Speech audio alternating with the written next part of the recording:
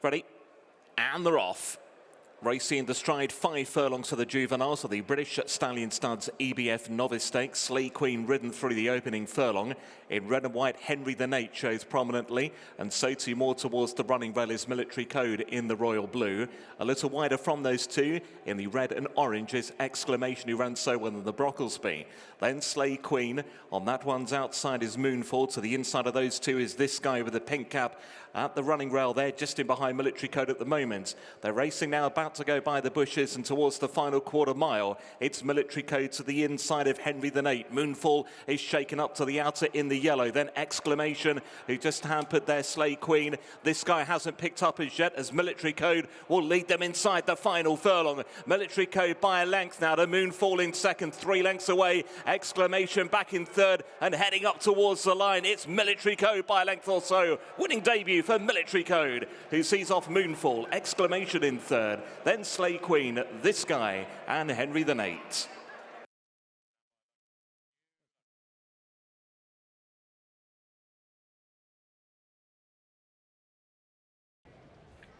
Classy winning debut in the Godolphin Blue for Military Code, a homebred colt by Wootton Bassett for Charlie Appleby and William Buick. Has beaten Moonfall, who's run well deeper in the track, into second place. And the Paradisey clear of the Brocklesby third. Exclamation. The disappointment was that this guy, who didn't run very well, Slay Queen, ran on a bit from the rear, and Henry the Nate showed a bit of early pace before fading. But the victory goes to Military Code, who returned a whopping 6-1. Classy.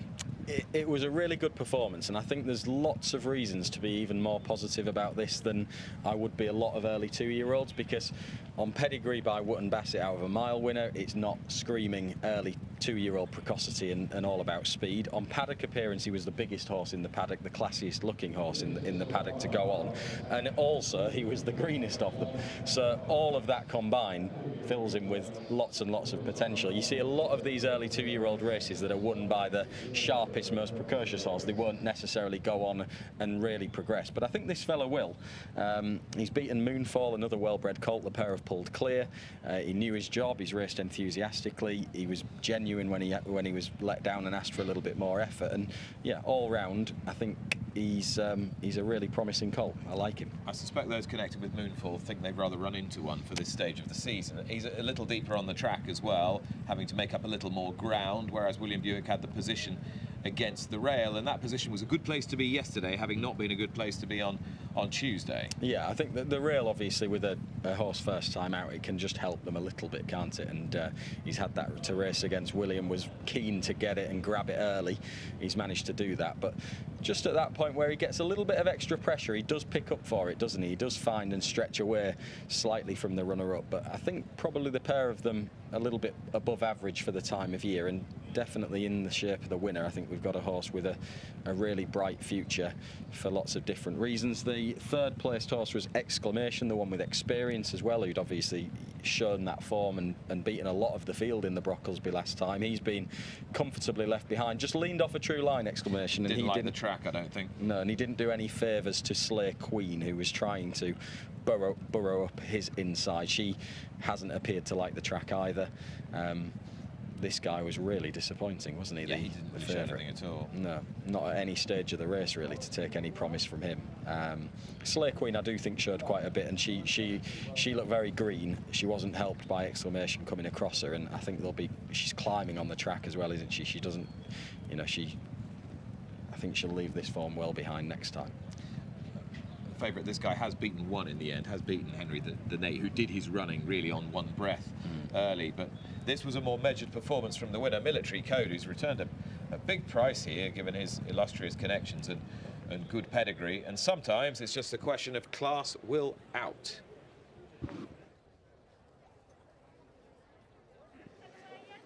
Winning debut for Military Code, trained by this man. Well done.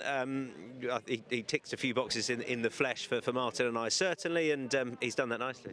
Yeah, look, we came up with a bit of confidence, although we went on the drift in the market. It's probably just been the week we've had, but it's, you know, coming into it, like I say, he's done some nice work. As a physical, you can't fault him, and we felt he was just we've got a couple of 2-year-olds around him that we sort of like as well, and they, hopefully they're a little group that will just come along together. Now he's won that over 5, almost despite what would leap out at you in his pedigree. Perhaps you expect him as a horse to go and get it a little further in time. Most definitely.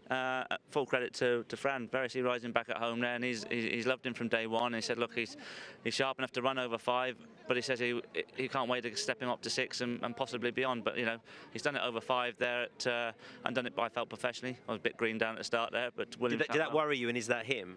It's not him, to be fair. No, he's been very professional at home, but I think he's a strong colt, and I think he's just sunshine and he's feeling well, so we'll let him off. But Will popped him out there, got into a nice professional position and travelled well and picked up well, and yeah, he's a horse we'd hoped he'd be an Ascot type of horse, so yeah, he's still on track. And I know it's early days, but any idea what the likeliest trip is at Ascot?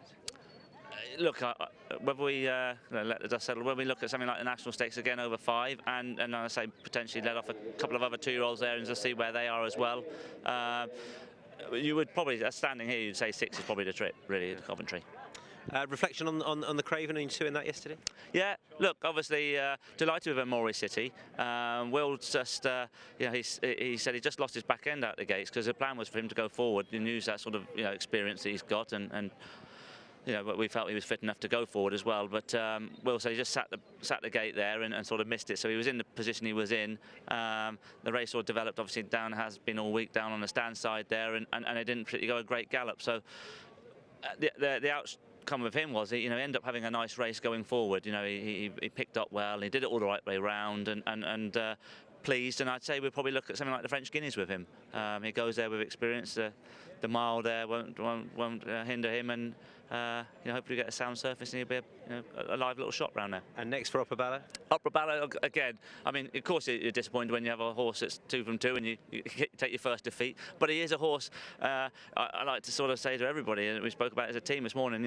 He wasn't. Everyone got excited about him, obviously following the same route as Notable Speech, but he didn't, because he didn't take that 3rd run in, and he didn't take it in for a reason, because he wasn't mentally or physically ready to go again. And we gave him a little bit longer, and we felt this was an opportunity to test him to a level where he's not going to hopefully get thrown completely in at the deep end. But we saw all the rawness and greenness there yesterday. He flew the lids, and the plan was always to sort of get him behind horses. And as we mentioned there, the race sort of developed it sort of tracked straight onto the stand side and steadied the gallop up on the front end. And unfortunately, James didn't have much choice, but to unfortunately take the pain he did early doors. And full credit to the horse, I felt that he showed the potential engine he's got there, because he kept galloping at the end. He didn't, for what he did early doors, that you'd have quite easily seen him just drop away quite quickly at the 2-pole. Thanks for the update. Good luck later on. Pleasure. Cheers, Tom. Cheers. Thanks, Joey. Watch live racing now on racingtv.com.